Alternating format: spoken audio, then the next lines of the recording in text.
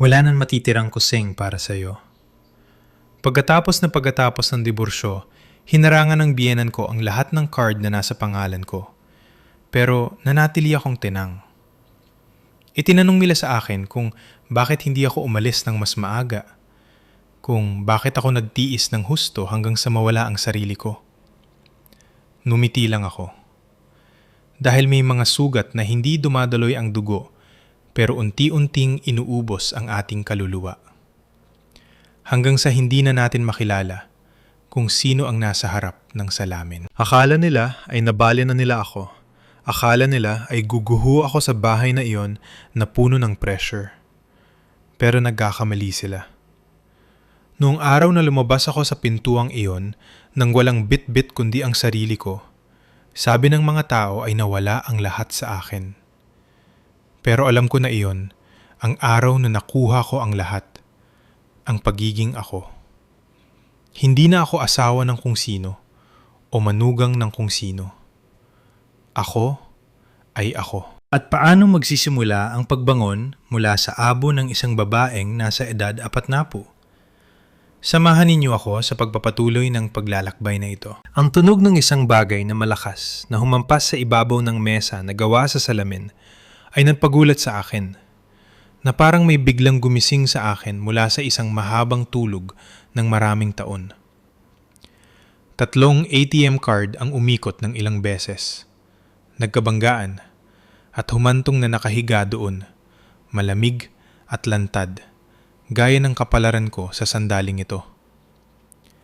Ang mga card na yun ay nasa pangalan ko, pero ngayon ay hindi na sa akin. Nakatayo sa tapat ko si Doña Remedios. Ang kanyang mga mata ay kasing talas ng talim ng kutsilyo. Ang kanyang boses ay malinaw sa bawat salita. Napakalamig, kaya naramdaman ko ang pagtatayo ng aking mga balahibo. Wala nang matitirang pera para sa'yo. Nalak ko ng lahat. Tiningnan ko siya, pagkatapos ay tiningnan ang 3 card sa isa pang pagkakataon. Nakakapagtakang kalmado ako. Sa loob ko, wala nang alon, wala nang kirot ng kahihiyan na inakala kong mararamdaman ko. Mayroon lamang isang puwang na kasing tahimik ng ilalim ng balon. Yumuko ako para pulutin ang bawat card at ilagay sa aking bag. Ang aking galaw ay mabagal at malambot. Ngunit may kung anong nagpatigil kay Doña Remedios ng 1 segundo. Marahil inakala niyang iiyak ako o luluhod para magmakaawa o hihingi ng awa kay Ray. Pero nanatili akong tahimik. Nakasandal si Ray sa pader. Ang kanyang tingin ay iniiwasan ako na tila ba ako ay isang bagay na mahirap tingnan. Tinawag ko ang kanyang pangalan ng napakahina. Ray. Napapikit siya.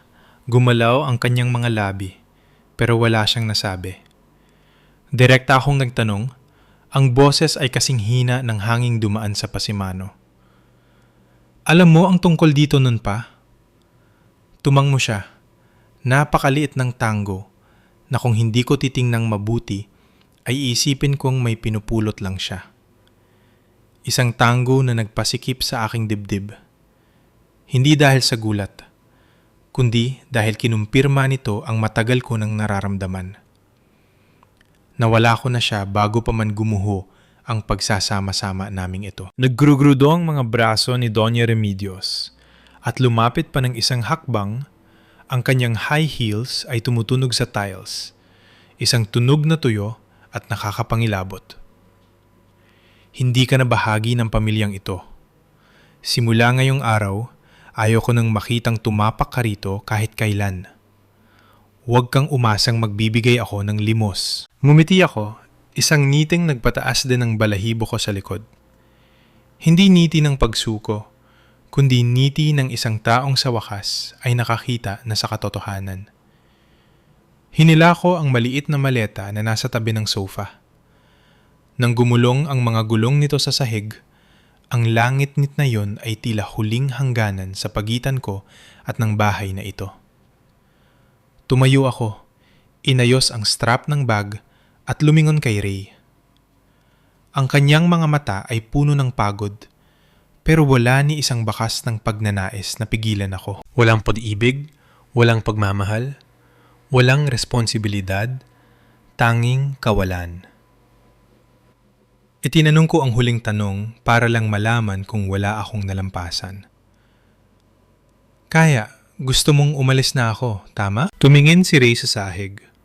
Oo, kahit pansamantala lang para tumahimik ang lahat, huwag ka nang maging matigas ang ulo. Natawa ako. Isang tawang walang tunog, nakabaon sa aking lalamunan. Dumampi sa pinakamataas na antas ng pagkadismaya. At pagkatapos, ay nabasag ng pino pero matalas. Tumalikod ako. Pero nang ilagay ko ang aking kamay sa doorknob, sumigaw si Doña Remedios nang may himig ng tagumpay. Tandaan mong mabuti ang araw na ito para hindi mo makalimutan kung sino ang tunay na may kapangyarihan sa bahay na ito. Lumingon ako sa pagkakataong ito ay tinitigan ko siya ng matagal. Ang tingin ay kasing lamig. Kaya maging ang taong nagsabi noon ay napaatras ng bahagya. Sumagot ako ng pabulong. Tanda ko po, Mami. Nakangisi siya. Akala niya ay sumuko na ako. Pero hindi niya alam na sa sandaling sinabi ko yon, tuluyan nang nagsara ang puso ko sa lahat ng bagay na may kinalaman sa pamilyang ito. Bumukas ang pinto, ang hangin sa labas ay humampas sa aking muka. Walang ulan, walang araw, tanging ang kalawakan ng hapon na tila tumigil din ang mundo para panuurin ang aking pag-alis. Hinila ko ang maleta sa bawat hakbang sa bakuran. Ang aking anino ay mahaba sa tiles, baluktot pero mas malaya kaysa noon. Pagdating sa gate, nag-vibrate ang cellphone sa bulsa ko. May abiso sa screen. Hindi kilalang numero, pero alam ko kung sino ang nagpadala. Isang pangungusap lang. Ate, kapag kailangan mo ako, nandito lang ako. Hinawakan ko ng mahigpit ang cellphone. Akala nila ay wala akong dala. Akala nila ay itinulak nila ako sa kailaliman. Pero hindi nila alam na ang araw na pinutol nila ang lahat ng card ko ay siya ring araw na pinutol ko ang aking takot. Tumingala ako. Huminga ng malalim. Ang langit ay naging kulay abo na tila nagbabadya ng bagyo. Pero hindi na ako natatakot sa bagyo. Itulak ko ang mabigat na pintuang bakal at lumabas sa lugar na nagbilanggo sa akin ng ilang taon. Hindi lumingon, hindi nanghinig, hindi lumuha. Akala nila ay nawala ang lahat sa akin. Pero hindi nila alam na sa pinakailalim ako, pinakamalakas na tatalon paitaas. Kung ang araw na ito ay ang sandaling hila-hila kong maleta palis sa 3 palapag na bahay na yon, ang araw na pumasok ako roon ay ganap na kabaligtaran. Ang lahat ay kasing gaan ng simoy ng tagsibol, kasing lambot ng ilusyon, at sapat ang init para mapaniwala ako na papasok ako sa isang pamilyang may puwang para sa akin. Nakakatawang isipin, ang pakiramdam ng kapayapaang yun ay isa lamang manipis na papel. Isang dampi lang ay mapupunit na. Nung hapon na yon, may ambon. Hindi sapat para mabasa ang damit, pero sapat na para gawing salamin ang tiles sa harap ng gate kung saan ang anino naming mag-asawa ay baluktot. Hinila ko ang maleta. Nanginginig ang kamay dahil sa kaba. Dahil naghahanda na akong pumasok sa bahay ng asawa ko, bit-bit ang buong tiwala, pag-asa at maging ang kamangmangan ng isang taong nag-iisip na basta mabuti ang pakikitungo ko, mamahalin din ako ng lahat. Hinawakan ni Ray ang payong habang nakatayo sa tabi ko, nakangiti ng bahagya. Huwag kang mag-alala, medyo strikto lang si Mama, pero masasanay ka rin kapag magkasama na tayo. Tumanggo ako. Ang puso ko ay parang estudyanteng papasok sa unang araw ng eskwela. Lahat ay nagnanais na matanggap. Ako rin. Bumukas ang gate. Hindi si Ray ang nagpindot, kundi may nagbukas mula sa loob. Ang unang lumabas ay ang kanyang nanay, si Doña Remedios. Ang kanyang tingin ay mula ulo hanggang paa, na tila sinusuri ang isang bagong gamit kung may gasgas ba. pero ang kanyang boses ay nakakapagtakang malambot. Narito na pala kayo. Pasok na para hindi mabasa. Ang kanyang ngiti ay hindi umabot sa mga mata. Pero nung oras na yon, hindi ko yun nakita.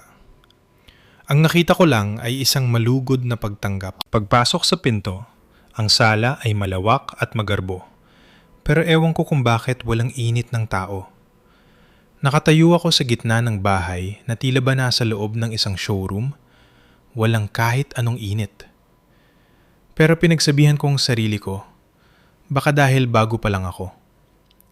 Noong hapong yun, sinabi niya sa akin na tumulong sa kusina.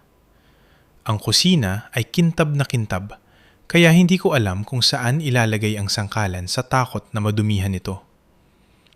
Nag-asikaso ako sa paghuhugas ng gulay at paghiwa ng karne. Nakatayo si Doña Remedios sa likuran ko. Pinapanood ako ng walang sinasabi. Ang katahimikang yon ay nagpadama ng lamig sa aking likuran, pero muli ko ring pinakalma ang aking sarili. Lahat naman ng biyenan ay ganun. Sa hapagkainan, nilagyan niya ng karne ang aking plato. Ang simpleng galaw na iyon ay nagpagalak sa akin. Tumingin si Ray sa akin at nagumiti. Lalo akong naniwala na magiging maayos ang lahat. Pero pagkatapos noon, tumingin siya ng diretso sa akin. Nagtanong ng isang bagay na parang pagmamalasakit pero napakakaiba. Lina, marunong ka bang humawak ng pera? Nagulat ako ng kaunti pero magalan na sumagot. Opo, marami na rin po akong taon sa opisina kaya sanay po akong mag-manage ng gastos. Tumanggo siya at ibinaba ang kutsara. Ang boses ay parang nagsasabi ng isang katotohanang hindi mababali. Sa bahay na ito, ang pera ay magkasama. Walang humahawak ng sarili. Ang mga card na nasa pangalan mo ay ibigay mo sa akin para maayos ang pagtatago. Ang mga babae, kapag may hawak na pera, madaling matuksang gumastos sa walang kabuluhan. Natigilan ako. Sinabi niya yon ng napakagaan. Na tila ba yon ay iyang batas na noon pa man ay umiiral na. At dahil ayaw kong maging sanhi ng gulo, tumingin lang ako kay Ray. Hindi siya nag-react, nakangiti pa siyang nag-assure. Sinabi lang niya ni Mama para kampante tayo. Magaling siyang humawak ng pera. Ang buong silid ay napuno ng tunog ng kubyertos. Tanging ang mga salitang yon ang paulit-ulit sa isip ko. Pagkatapos ay kinumbinsi ko ang sarili ko. Sige na nga. Kapag kasama mo silang nakatira, kailangang sumunod sa daloy ng buhay ng pamilya ng asawa. Hindi ko akalain na ako mismo ang nagtanggal sa huling kandado ng aking buhay at ibinigay ito sa kamay ng ibang tao. Nang gabing yon, matapos umakyat ang lahat sa kani-kanilang kwarto, nag-aalinlangan akong pumasok sa sala. Kinuha ang wallet mula sa bag. Hinawakan ko ang aking pangunahing card. Tinitigan ito ng ilang segundo. Ilang taon akong nagtrabaho. Ngayon lang ako nagkaroon ng kaunting pera, kaunting kapangyarihan para magdesisyon sa buhay ko. Pero narinig ko ang boses ni Ray mula sa hagdanan. Kung yan ang gusto ni Mama, sundin na lang natin para madaling mabuhay. Sanay na siya sa ganyan. Napakagaan ng kanyang boses pero itinulak ako nito sa isang desisyon na sana ay hindi ko na lang ginawa. Dinala ko ang card sa kwarto ni Doña Remedios.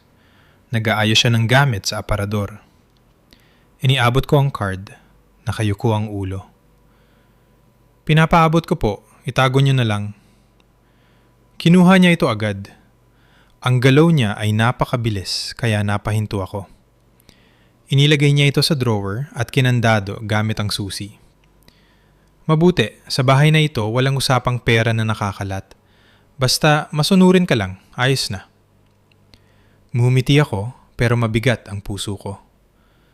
Sinubukan kong isipin na iyon ay pagmamahal ng nakatatanda sa pamilya. Pero nang lumabas ako sa kanyang kwarto, naramdaman ko na parang may pinto na hindi nakikita ang nagsara sa likod ko. Hindi ko maintindihan ang pakiramdam na yon.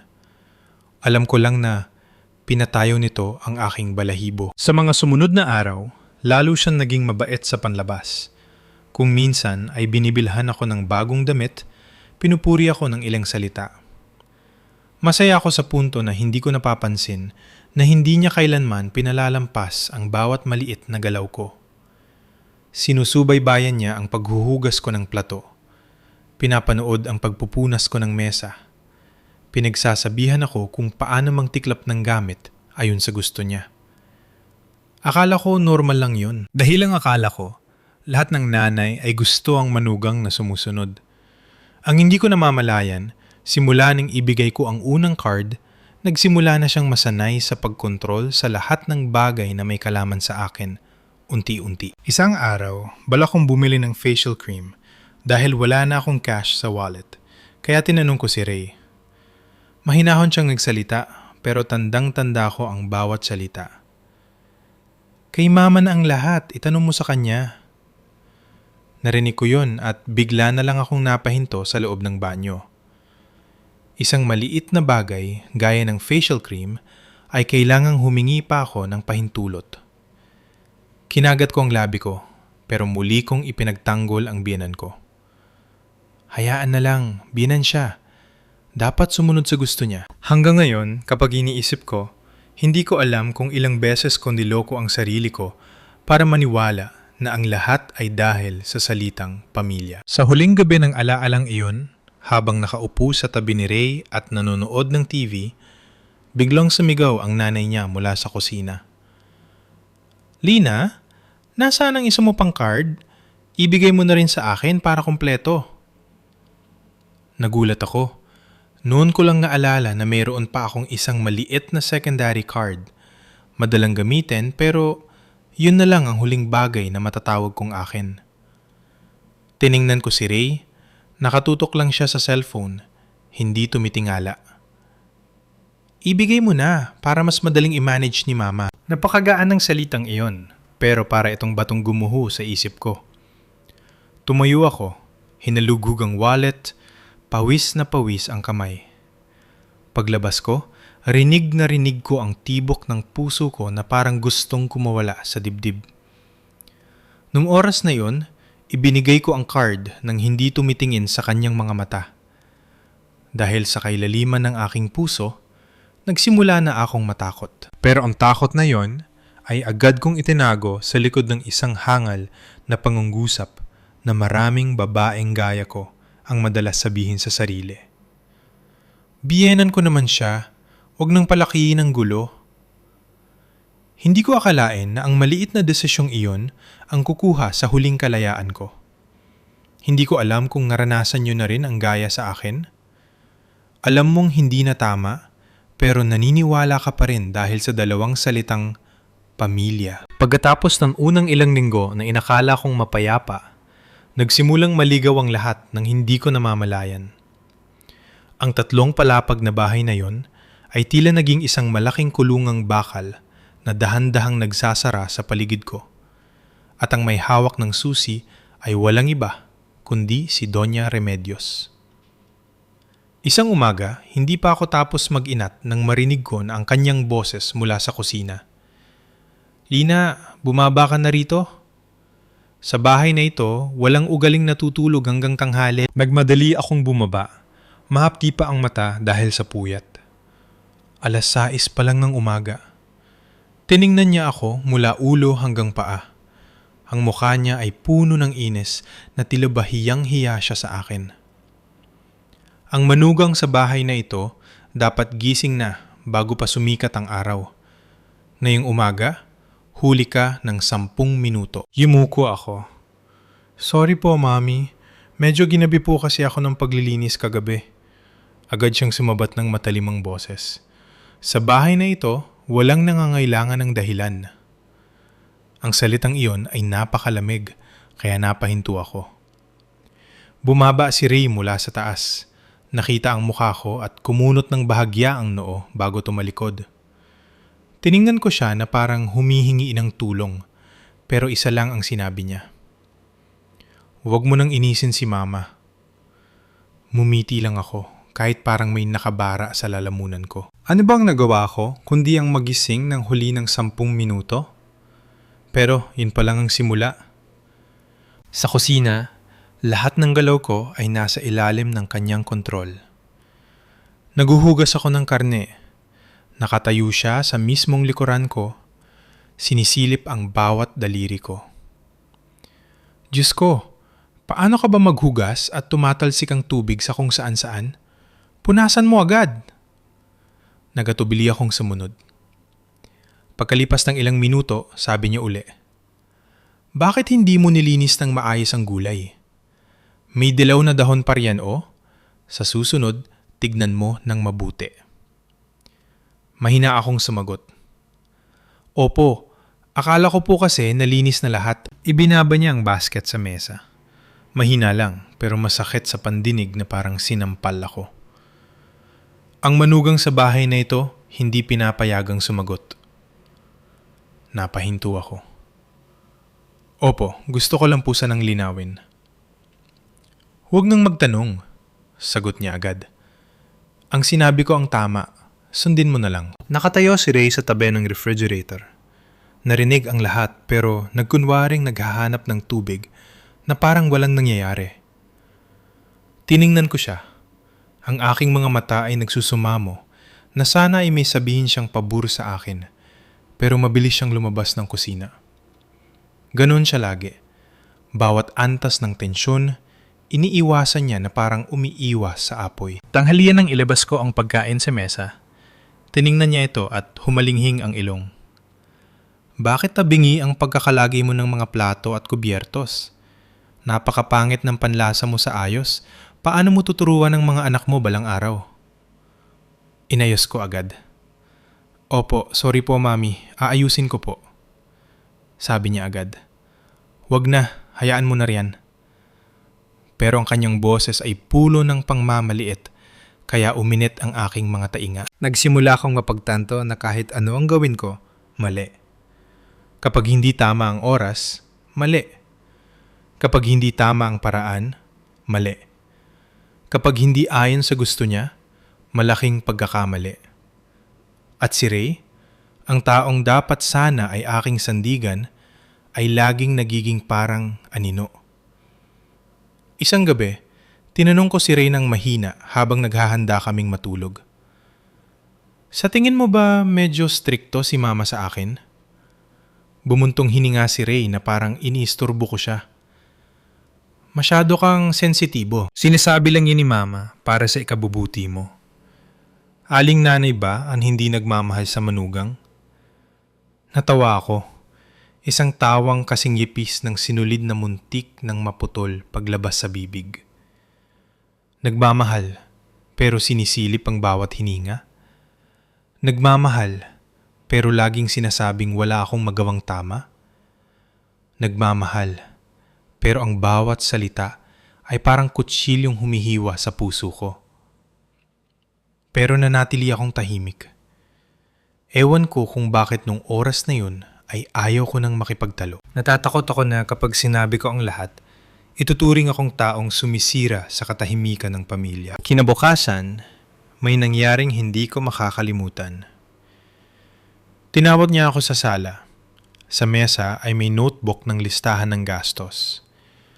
Itinanong niya, "Ngayong buwan, saan mo ginamit ang pera at sa anong mga bagay?"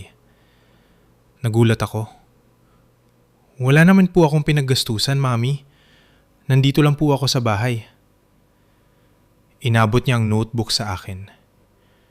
"Isulat mo rito ang bawat sentimo na ibinibigay ko. Bawat sentimong hawak ko." Tumingala ako. "Gusto niyo po bang isulat ko ng ganoon kadetalye?" Sagot niya agad, "Ang bahay na ito ay hindi mahilig sa malabo. Dapat malinaw ang pera. Kung may inis ka, baka hindi ka bagay maging manugang sa bahay na ito." Nakatayo si Ray sa likuran niya. Ang tingin niya sa akin ay kakaiba, na tila ba ako ang gumagawa ng problema. Tinanong ko siya ng mahina, "Sa tingin mo ba hindi ito sobra?" Inwasan ni Ray ang tingin ko. "Sumunod ka na lang kay mama. Nakasanayan na ng bahay na ito yan." Sa sandaling yon, napagtanto ko na nakatayo akong mag-isa sa bahay na akala ko ay tahanan. ang lahat ng sasabihin ko ay itinuturing na istorbo. Kapag nagtanong ako, sasabihing sumasagot. Kapag nagbungkahi ako, sasabihing bastos. Kapag napapagod ako, sasabihing tamad. Kapag tahimik ako, sasabihing masungit. Ang bawat galaw ko ay inilalagay sa isang baluktot na hulma na ginawa ni Doña Remedios. Ang sukdulan ay nung hapong iyon, habang nagbibisay ako ng halaman sa labas, nakatayo siya sa pinto. Magkakrus ang mga braso.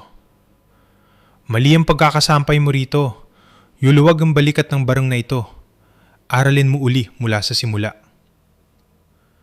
Lumingon ako para magtanong ng tamang paraan, pero sabi niya agad, "Sasagot ka na naman ba?" Nilunok ko ang tanong na namumuo sa lalamunan ko. "Hindi po. Gusto ko lang po malaman kung paano ang tama." Tiningnan niya ako ng matalas na parang kutsilyo. "Huwag nang magtanong. Kung anong sinabi ko, yon ang gawin mo." Nang tumalikod siya, binitawan ko ang barong. Nahulog ito sa sahig. Nadumihan ang balikat. Tiningnan ko ang kanyang likod. Bigla na lang akong naramdaman ng kakaibang kawalan. Hindi na ines, hindi na tampo, kundi pakiramdam na unti-unti akong nahihiwalay sa sarili kong buhay. Nang gabing kumakain kami, tinanong niya si Ray, "Bukas, may meeting ka ba?" Sagot ni Ray, "Opo, ma." Tumango siya at tumingin sa akin. "Ikaw naman, bukas ng umaga gumising ka bago mag 5:00. Sa bahay na ito, walang naghihintay sa iba." Mahina akong sinabi, "Mami, kapag masyado pong maaga ang gising ko, minsan sumasama ang pakiramdam ko." Tinitigan niya ako ng maigi. "Sa bahay na ito, walang mahina. Sabihin mo uli yan kung gusto mo." Ibinaba ni Ray ang kubyertos, bumuntong hininga. "Huwag mo nang inisin si Mama. Nag-aalala lang siya sa'yo, kaya niya sinasabi yan." Tumingin ako sa paligid ng mesa. 3 tao lang kami, pero napagtanto ko ang isang bagay na masakit sa kalooban. Sa bahay na ito, wala akong boses, wala akong posisyon, wala akong kakampi. Isa lamang akong dayuhang dumating na kailangang laging nakayuko para mabuhay. Pag-akyat sa kwarto, humarap ako sa salamin at tiningnan ang aking sarili ng matagal. Ang mukha ko ay sa akin pa rin, pero ang mga mata ay iba na. Malabo, matamlay, at kulang na kulang sa tiwala sa sarili na dati kong taglay. Noon ko nalaman na ang kapangyarihan sa bahay na ito ay ganap na nakasandal sa isang tao, at ang taong nahiwalay hanggang sa tanging pananahimik na lang ang alam ay walang iba kundi ako. Akala ko dati, basta marunong akong magtiis, maging mabait, at subukang gawin ang tungkulin, magiging maayos ang lahat. Pero hindi ko alam kung kailan nagsimula na ang bawat araw ko sa bahay na yon ay tila paglalakad sa manipis na yelo, isang maling hakbang lang at mahuhulog na sa bangin. Isang hapon, ang kusina ay napakainit na parang gustong ubusin ang aking hininga. Nakatayo ako sa tabi ng kumukulong sinigang, laging pinupunasan ang pawis sa noo.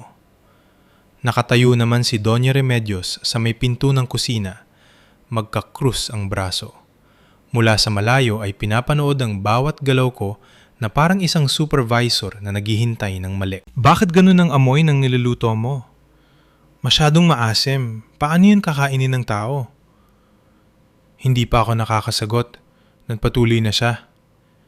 "Sa bahay na ito, walang may gusto sa paraan mo ng pagluluto." Kinagat ko ang labi ko, hinalo ang sinigang at mahinang sinabi, "Opo, ayusin ko na lang po." Pero kahit gaano ko pa ayusin, hindi siya nakukontento. Nang ilabas ko ang pagkain sa mesa, bumigat ang pakiramdam ko. Napakabigat ng hangin nung araw na yon.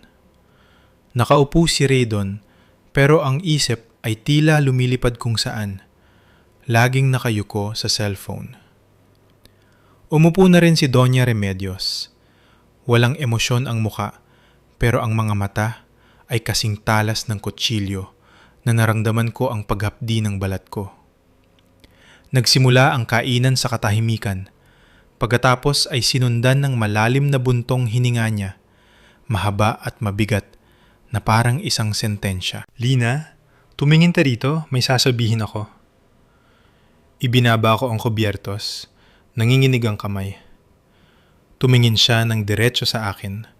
Ang boses ay kalmado pero nakakatakot. Sa bahay na ito walang kulang. Tanging ang kulang ay isang manugang na marunong mang-anak at marunong sumunod gaya ng ibang tao. Natigilan ako. Tila nabingi ako sa narinig. Nakaupo ako sa gitna ng hapag. Ang pagkain sa harap ko ay biglang naging walang lasa. Ang salitang iyon ay tumama sa pinakamasakit na bahagi ng pagkatao ko. 2 taon na kaming kasal ni Ray, pero wala pa kaming anak. Hindi ko kailanman inisip na kasalanan ko lang yon. Pero ngayong narinig ko sa kanya, ang puso ko ay parang binugbog. Nabulol ako. Mami, ako. Itinaas niya ang kanyang kamay, senyales na tumahimik. Ano pang sasabihin mo? Nagtatanong lang ako ng totoo. Naisip mo ba yan? Ang ibang tao, pagkakasal pa lang. Makalipas ang ilang buwan ay may balita na. Pero ikaw, wala pa rin. Lumingon ako kay Ray, hindi siya tumitingin sa akin. Walang haplos, walang salita, walang kahit anong proteksyon. Nakaupo lang siya doon. Pinapaikot ang baso na tila wala siyang kinalaman. Tinawag ko siyang mahina. Ray! Tumingala siya, pero ang tanging sinabi ay, kumain ka na lang, wag nang palakihin ang usapan. Napangiti ako ng mapait. Ang usapan ay hindi ako ang gumawa, pero ako ang kailangang lumunok nito. Hindi pa tumigil si Doña Remedios. Ang manugang na hindi marunong manganak ay parang nawala na ng kalahati ng halaga. Pag-uusapan tayo ng ibang tao, totoo ang sinasabi ko. Baka sabihin pa nila na hindi marunong magturo ang bahay na ito sa manugang. Ang bawat salita niya ay parang hinihiwa ang balat ko. Humihinga ako ng mabilis. Sinusubukang wag manginig ang boses. Mami, ang tungkol po sa anak ay depende rin po sa kalusugan at kapalaran. Humalingin siya. Sasagot ka na naman ba? Kung anong sinabi ko, makinig ka na lang. Gusto mo bang turuan mo pa ako tungkol sa panganganak? Yumuko ako. Hindi po.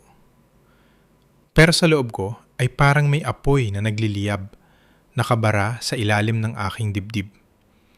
Rinig na rinig ko ang tibok ng puso ko na gustong sirain ang lahat ng peking kapayapaan sa loob ng mahabang panahon. Natapos ang pagkain sa katahimikan at ang kahihiyan ay dumaloy sa bawat ugat ko. Naghugas ako ng plato habang nangiininig ang mga kamay. Ngayon ko lang naramdaman ang ganitong kaliit at ganitong kawalang halaga. Nang gabing iyon, habang sinusuri ko ang bag para sa pamimili kinabukasan, nalaman ko na ang card ko ay hindi na gumagana. Sinubukan kong mag-login sa banking app. Puro error ang lumalabas. Tinawagan ko ang hotline at sinabing kailangang i-confirm ang impormasyon dahil pansamantalang nakalock ang account sa kahilingan ng may-ari. Ang may-ari ay ako, pero ang account ay nakalock ng walang dahilan. Napatayo ako sa tabi ng pinto. Isang malakas na hinala ang dumaan sa puso ko. Tumakbo ako pababa sa kwarto ni Doña Remedios. Hindi nakakandado ang pinto. Nakaupo siya habang nagtutupi ng damit. Kalmado na tila walang nangyari sa buong araw. Nakatayo ako sa pinto. Sinisikap na maging kalmado ang boses. Mami, bakit po nakalock ang card ko? Hindi siya tumingala. Ako ang naglock. Ang boses niya ay napakakalmado kaya kinilabutan ako. Napanganga ako. Naglock? Bakit po? Nagtupi pa siya ng isang damit at nagsalita na parang nagbabasa lang ng balita. Sa bahay na ito, hindi pwedeng mapunta ang pera sa kamay ng taong hindi marunong magtago. Ang paggastos mo ay hindi mo ipinapaalam sa akin. Hindi ko alam kung saan napupunta ang pera. Kaya kailangang ilak. Nabulunan ako. Wala naman po akong ginagastos na malaki, Mami. Ako... Sasagot ka na naman ba? Sinasabi ko ito para sa pamilya. Huwag mong kakalimutan na simula nang tumuntong ka rito, bawat sentimo mo ay pag-aari ng bahay na ito. Tama lang na ako ang magtago. Sinubukan kong pigilin ang mga luhang namumuo. Pero hindi niyo pa po ako binibigyan ng panggastos o anumang trabahong nangangailangan ng pera. Saan ko naman po gagamitin ng pera? Ibinaba niya ang damit. Tiningnan ako ng may mapanuring mata. Ang boses ay kasing lamig ng yelo. Mas mabuti pala. Kung hindi ginagamit, mas madaling ilak. Alam kong sinasadya niya. Gusto niyang wala na akong anumang kontrol sa sarili kong buhay. Lahat ng perang ipinasok ko sa bahay na ito, lahat ng kontribusyon ko, na yon ay naging kagamitan para gapusin ako ng mas mahigpit. Gusto ko pang magsalita, pero narinig ko ang yabag ni Ray mula sa likuran. Anong gulo ba ito? Lumingon ako. Natural ang pagkakasabi niya. Ano bang ginawa mo at kailangang ilock ni Mama ang card mo? Huwag mo nang bigyan ng alalahanin si Mama. Tiningnan ko siya at naramdaman ko ang pagguho ng puso ko. Hindi kailangan ng tama o mali. Hindi kailangan ng paliwanag ko. Hindi kailangan ng tanong kung nahihirapan ba ako. Matagal na silang nasa iisang panig. Lumabas ako sa pasilyo. Ang anino ko ay mahaba sa malamig na tiles. Sumandal ako sa pader, huminga ng malalim. Ewan ko kung bakit sa sandaling yon. Sa gitna ng kahihiyan, kawalan ng lakas, at pakiramdam na inalisan ng lahat ng karapatang magdesisyon, may sumibol na liwanag sa loob ko. Napakaliit, pero malinaw. Sa unang pagkakataon matapos ang mahabang panahon ng pagyuko, narinig ko sa loob ko ang isang boses na mahina pero sigurado. Hindi na pwedeng magpatuloy ang ganito. Idinilat ko ang aking mga mata. Ang sama ng loob sa dibdib ko ay hindi na ganoon kasikip gaya ng dati. Sa halip, pinalitan ito ng isang bagay na parang pagkamulat. Sa loob ko, sumibol ang unang binhi ng paglaban. Mula nung gabing iyon, matapos ilock ni Doña Remedios ang lahat ng aking card, ang hangin sa bahay na ito ay lalong naging nakakasakal. Naglalakad ako na parang ang tinatapakan ko ay hindi tiles kundi tuyong damo. Isang maliit na spark lang at magiging malaking sulog na. Alam kong hindi na ako pwedeng magpatuloy ng ganito. Kahit papaano ay kailangan makausap ko si Ray. Kailangan kong malaman kung gaano pa ang natitirang halaga ko sa kanyang mga mata. Nung gabing iyon, habang umaambon, nakatayo ako sa balkonahe.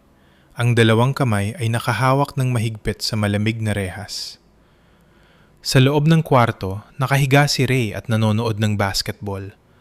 Ang asul na liwanag ng screen ay tumatama sa kanyang mukhang tila walang pakialam at parang estranjero. Huminga ako ng malalim at pumasok. Ray, gusto kitang makausap.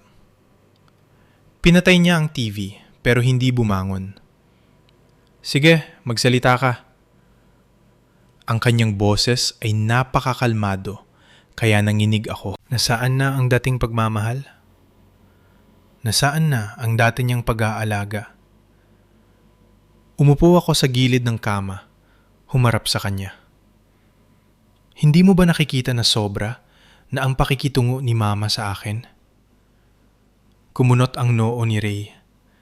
Na tila ba ang tanong ko ay isang istorbo? Ganyan na talaga si Mama noon pa. Magtiis ka na lang muna. Pamilya naman tayo. Pamilya. 3 salitang parang orasyon na ginagamit niya para umiwas sa bawat responsibilidad. Sinubukan kong manatiling kalmado. 2 taon na akong nagtitiis. Ray, kinokontrol ni Mama ang bawat salita, bawat galaw ko. Ang card ko nakalock. Ang pera ko siya ang may hawak. Ang usapin tungkol sa anak, sinasabi niya sa harap ko na parang ako ang pinakawalang kwentang tao sa mundo. Umupo si Ray. Nagsimula ng mainis ang boses. Ano bang sinasabi mo? Si Mama ay nakatatanda. Lahat ng sinasabi niya ay para sa atin. Masyado kong negatibo mag-isip. Natawa ako ng mahina. Ang tawa ay parang basag na baso. Kinakausap kita, pero naghahanap ka lang ng paraan para ipagtanggol ang nanay mo. Umiling si Ray. Hindi sa ganun, pero kailangan mong intindihin. Sinong manugang ba ang hindi nakakaranas ng kaunting hirap? Pinalalaki mo ang mga bagay kaya nagiging mabigat ang lahat. Ang salitang yon ay parang bumutas sa dibdib ko. Tiningnan ko siya. Tinitigang maigi. Na tila ba may hinahanap ako sa mga matang yon na kahit kaunting responsibilidad, kaunting pagmamahal, kaunting bagay na para sa asawang dati kong ipinagmamalaki. Pero iniwasan niya ang tingin ko. Ray, kung talagang itinuturing mo akong asawa, kahit minsan lang, kailangan mo akong protektahan. Natigilan siya ng sandali, pero sa isang segundo lang. Pagkatapos ay bumuntong hininga. Huwag mo akong piliting pumagitna. Si Mama ay mama ko. Ikaw ay asawa ko. Pero sa bagay na ito, hindi ako makikialam. Napatayo ako. Ang lalamunan ay barado, kaya hindi ako makahinga ng malalim. Hindi ko kailangan pumagitna ka. Kailangan ko lang makita mo na tao rin ako, na nasasaktan din ako. Tumayo rin si Ray. Inabot ang kamay para hawakan ako. Pero itinapik lang niya ang kanyang kamay sa balikat ko. Parang isang pampalubag loob lang. Magtiis ka na lang muna. Medyo mahirap si Mama pero kapag matagal na kayong magkasama, maiintindihan mo rin siya. Ayaw kong dahil sa iyo ay magkagulo ang pamilya. Tiningnan ko ang kanyang kamay sa balikat ko. Ang kamay na dating umakay sa akin sa kalsada, humawak ng mahigpit nung kasal, humaplos sa buhok ko nung umiiyak ako. Pero ngayon, kasing lamig na ito ng kamay ng estranjero. Binitawan ni Ray ang kamay niya at tumalikod. Binuksan niya uli ang TV, na tila ba ang usapan kanina ay isang patalastas lang sa gitna ng laro. Nakatayo ako doon ng matagal. Ang puso ko ay parang isang basong ibinaligtad. Nang gabing iyon, hindi ako makatulog. Paulit-ulit akong gumagalaw, putol-putol ang hininga. Sa huli, tumayo ako at bumaba sa kusina para uminom ng tubig. Nang buksan ko ang refrigerator, nakita ko sa gilid ang isang pirasong papel na dilaw. Hindi ko alam kung sino ang nablagay. Kinuha ko ito. Ang sulat kamay ni Doña Remedios ay malinaw. Simula sa susunod na buwan, hindi mo na kailangang mamili o bumili ng kahit ano. Ako na ang bahala sa pera. Ang kailangan mo lang gawin ay gawaing bahay at makinig. Niyukot ko ang papel. Ang buong katawan ko ay nanginig. Hindi dahil sa takot, kundi dahil naintindihan ko na itinuring na niya akong katulong. Isang aliping, walang karapatang humawak ng pera o magdesisyon sa sariling buhay. Bumalik ako sa kwarto. Tulog na si Ray. Tiningnan ko siya sa dilim. Ang likod na dati kong sandigan. Na yun ay isa na lang itong malamig at estrangerong kurba. Umupo ako sa gilid ng kama. Tumulo ang luha pero pinunasan ko agad. Ayoko nang umiyak. Kapag lalo akong umiiyak, lalo akong nagiging mahina. Marahil sa unang pagkakataon sa buhay may asawa na ito, inamin ko sa sarili ko. Nawala ko na si Ray. Nawala ang sandigan. Nawala ang tiwala. Nawala pati ang respeto para sa lalaking dati kong ipinagmamalaking asawa. Pero ang pinaka-nakakatakot ay nagsimula na ring mawala ang tiwala ko sa pagsasama-sama naming ito. At kapag wala na ang tiwala, ang natitira ay hindi kawalan ng pag-asa, kundi ang pagkamulat. Isang pagkamulat na tahimik na sinusunog ang lahat ng kahinaan sa loob ko. Nag-iiwan lamang ng isang maliit na liwanag, pero kasing talas ng talim ng kutsilyo sa aking puso. Alam kong nabigo na ang lahat ng pagsisikap kong isalba ito. At ang pagkabigong yon ang simula ng isang bagay na tahimik na gumigising sa loob ko. Matapos ang isang mahabang gabi na walang tulog, gumising ako ng mas maaga kaysa sa dati. Hindi para pasayahin ang kahit sino, kundi dahil may isang bagay sa loob ko na gumagalaw ng bahagya, pero malino gaya ng tubig na nahipan ng hangin. Humarap ako sa salamin at tiningnan ang aking hulas na muka. Maitim ang ilalim ng mata, maputla ang labi, magulo ang buhok. Isang babaeng dating may tiwala sa sarili, dating namumuno sa maraming tauhan, dating pumipirma ng malalaking kontrata, na yon ay tila anino na lang ng aking sarili. Hinaplos ko ang aking pisingi, kahit minsan lang. Gusto kong makarinig ng isang salitang kakampi sa akin. Pero sa bahay na ito, walang sapat na kabutihan para ibigay yon sa akin. Binuksan ko ang aking cellphone. Nang hindi na nag-iisip ng matagal, tinawagan ko ang numero ni Miguel. Si Miguel ay dating sekretary ko noong nagtatrabaho pa ako sa kumpanyang pinapatakbo ng binan ko. Marami siyang nasaksihan na hindi ko inakala at mas kilala niya ang dating ako. Isang babaeng matapang na hindi basta-basta nagpapaapi na rito ang pagpapatuloy at pagtatapos ng kwento sa wikang Filipino na nananatiling tapat sa bawat detalye ng orihinal na balangkas. Sumagot si Miguel. Ang boses ay puno ng gulat at agad na pag-aalala. Ma'am Lina? Ma'am, kayo ba yan? Bakit ngayon lang kayo tumawag? Nang marinig ko ang boses na yon, biglang sumikip ang aking dibdib. Napakatagal na noong huling makarinig ako ng boses na walang halong panghatol, walang pangmaliit, at walang utos. Miguel, pwede ka bang makausap? Kailangan ko lang ng kaunting oras mo. Hindi na nagtanong si Miguel ng dahilan. San po kayo, ma'am? Pupuntahan ko kayo agad. Huwag sa bahay, mabilis kong sagot. Magkita tayo sa coffee shop malapit sa dati nating opisina. Dumating ako ng maaga at naupo sa isang sulok. Pagkalipas ng 10 minuto, pumasok si Miguel. Nang makita niya ako, natigilan siya. Ma'am, ang payat niyo po. Anong nangyari? Ikinuwento ko ang lahat. Mula sa maliliit na panunupel hanggang sa pag-lock ng mga card ko, ang pang-iinsulto sa harap ni Ray, at ang kawalan ng kibo ng asawa ko. Nakinig si Miguel ng mabuti. Nang tumigil ako, nang tanong siya ng mahina. So, anong plano niyo ngayon, ma'am? Mumiti ako ng mapayat. Hindi ko alam. Parang kinuha na nila ang lahat sa akin. Kumunot ang noo ni Miguel. Sino ang kumuha?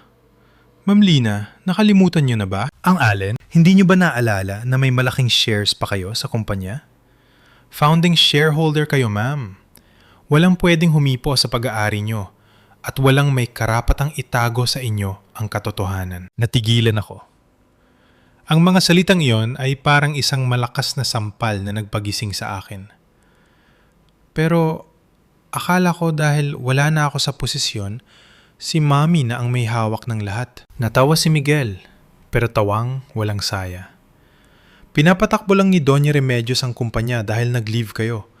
Pero ang shares ay nakapangalan pa rin sa inyo. Ma'am, bumalik lang kayo sa board meeting. Magbabago ang lahat. Bigla akong napayos ng upo. Naalala ko ang mga araw na ako ang nagpapatakbo ng sales department. Ang boses kong puno ng otoridad. Ako ang nagligtas sa kumpanya sa maraming crisis noon. Bakit ko hinayaang mabura ang lahat ng yon? Dahil lang sa pag-aasawa? Ma'am, hindi kayo nagkamali. Ginamit lang nila kayo, dagdag ni Miguel. Hindi po kayo pwedeng sumuko ngayon. Pag-alis ko sa coffee shop, dala ko ang isang bagong lakas. Pag-uwi ko sa bahay, sinalubong ako ni Ray na may dalang ines. Saan ka na naman galing? Sabi ni Mama, gumagawa ka raw ng gulo sa opisina. Tiningnan ko siya ng diretso. Hindi ako gumagawa ng gulo, Ray. Kinukuha ko lang ang para sa akin. Anong para sa'yo? Magtiis ka na lang, Lina. Sigaw niya. Tapos na ang pagtitiis ko, Ray. Kinabukasan, Pumasok ako sa boardroom ng kumpanya. Nagulat ang lahat, lalo na si Doña Remedios na noon ay nakaupo sa gitna. "Anong karapatan mong pumasok dito? Lumabas ka!" Sigaw niya habang hinahampas ang mesa. Hindi ako natinag. Inilabas ko ang mga dokumentong inihanda ni Miguel. Mga patunay ng anomalya sa ilalim ng pamamahala ni Doña Remedios. Bilang founding shareholder na may 40% na shares, may karapatan akong mag-audit at magtanggal ng sinumang naglulustay ng pondo ng kumpanya. Kalmado kong sabi. Namutla si Doña Remedios. Ang mga shareholder na dati ay kampi sa kanya ay nagsimulang magbulungan nang makita ang mga pekeng kontrata at nawawalang pondo na inilatag ko. Sa loob ng 2 oras na meeting, gumuho ang kapangyarihang matagal niyang pinagmalaki. Pinatawan siya ng suspensyon at investigasyon. Maging si Ray, na nakadepende lang sa posisyon ng nanay niya, ay nawalan ng trabaho dahil sa pakikisabwat sa maling pamamalakad. Pagkalipas ng ilang linggo, formal na kaming naghiwalay ni Ray. Noong araw na nilisan ko ang kanilang bahay sa huling pagkakataon, wala akong naramdamang pagsisisi. Isang hapon, habang namimili ako sa grocery para sa bago kong apartment, nakita ko si Doña Remedios. Hindi na siya ang Doña na nakasuot ng mamahaling alahas at laging nakataas ang noo. Mukha siyang pagod, gusot ang damit, at bakas ang lungkot sa mga mata. Nang magtagpo ang aming tingin, hindi siya sumigaw. Sa halip, nanginig ang kanyang boses. "Lina, kumusta ka?" "Mabuti po," may klikong sagot. Yumuko siya. Isang bagay na hindi niya kailanman ginawa nun. "Sana wag mo na kaming kamuhian.